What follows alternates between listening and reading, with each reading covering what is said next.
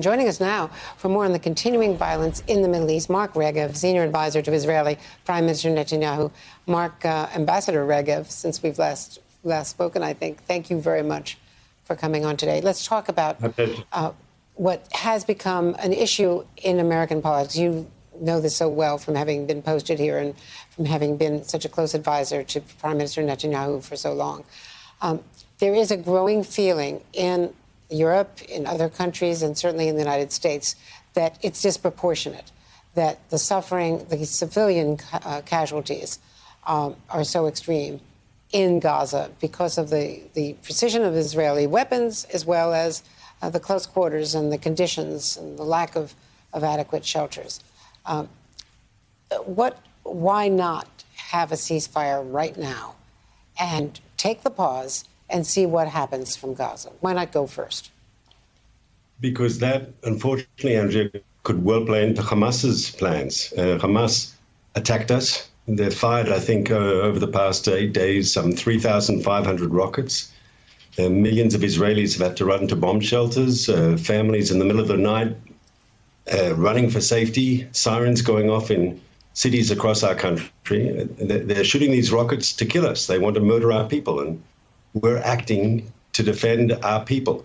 There's no point in a Band-Aid solution that is just a prescription to go back to square one.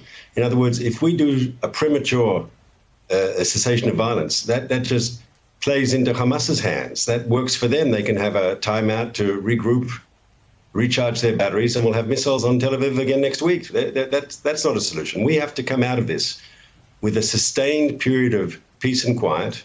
That's good for Israelis, and frankly, that's good for Palestinians too.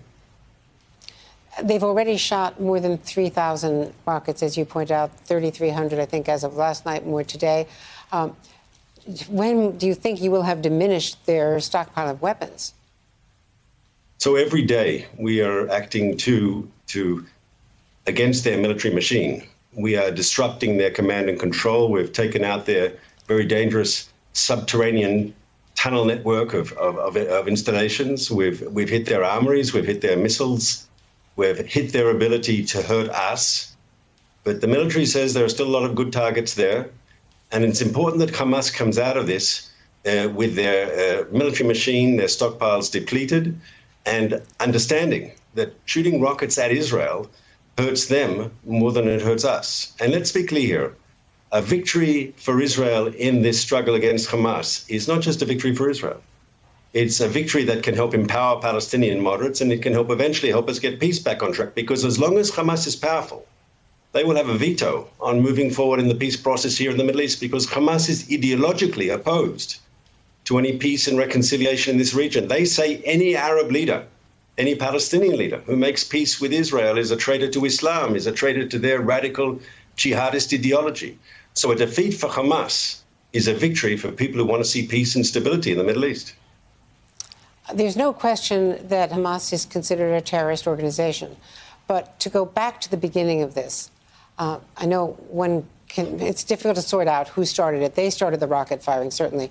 But can you explain or justify the firing of rubber bullets into the Al-Aqsa Mosque on the Friday night, a week ago Friday, the closing days of Ramadan, during evening prayer, children and elderly people on the prayer carpets, and whatever protests were taking place in the area? Who authorized the firing of those bullets? Andrea, you know, you've been here, you've seen it with your own eyes, that the Muslim holy places in Jerusalem, every year, hundreds of thousands of people pray there peacefully. We pride ourselves that since we reunited the capital in 1967, that the holy sites of all faiths are protected and the rights of all worshippers to pray freely are protected. And every year, the holy month of Ramadan passes peacefully. Not this year.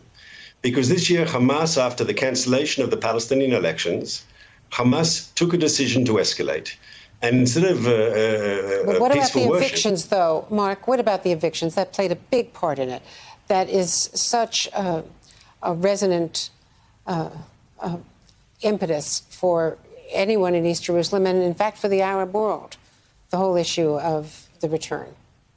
I'll get to that point, but I wanted to finish just to say that we have no problem with peaceful worship. We have a problem when people riot violently, and then, of course, we have to restore public order. You can't have extremists taking a religious site and turning it into a station for violence and threatening other worshippers. On your question about the land dispute in East Jerusalem, look, this is in the courts. There's one group of people who say we were thrown out of that land, the Jews, who say we were thrown out of that land and that property is ours, that we were forced out in the 1948 war. There's another group of people who are living there now who say we are there now and we've been living there for years. And you have two groups that are claiming ownership to the same property. The government of Israel is not a direct party to this dispute. And the courts will decide. But how can that sort of dispute in any way justify the shooting of rockets at major cities in Israel? So there's a property dispute. It'll be solved in the courts. But it's obvious that Hamas was looking for an excuse to heighten tensions and to shoot rockets into Israel and to start this crisis. Well, they started this crisis. We will finish it in a way that we can get sustained peace and quiet for our people. And hopefully, Hamas will come out of this crisis greatly weakened. We'll get an extended period of quiet. And that will also provide room for Palestinian moderates maybe to step up to the plate, because the most extreme Palestinian faction, Hamas, will have been weakened and discredited. And will you publicly disclose the intelligence you say justified taking down the media tower on Saturday? And the claim, of course, has been that there were also Hamas military intelligence offices in that building. Andrea, I've personally seen the intelligence, and I can tell you it's unequivocal and it's crystal clear.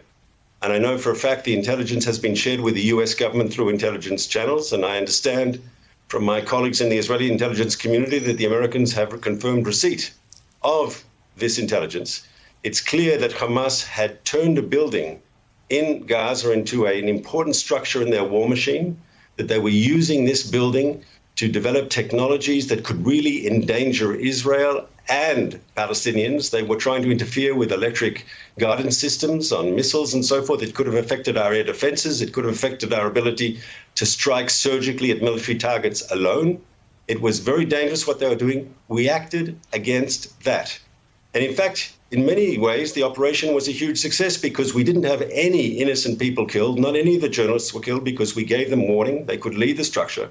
We had a good, clean hit of a military structure that needed to be taken out. Well, it did take out all of their archives, all of their equipment, and put them all out of business. The Associated Press, Al Jazeera. But James, put that together, you have to balance that against the threat to human life. I mean, I understand that AP is not happy that their office was destroyed. I understand that. Of course, I can empathize. But they should empathize with us that what was there in that building, Hamas, was life-threatening. And in fact, if they're angry at anyone, they should be angry at Hamas that turned the journalists into human shields by knowingly putting inside a building that journalists work out of their military infrastructure. Mark Regev, thank you very much. Thanks so much for joining us today.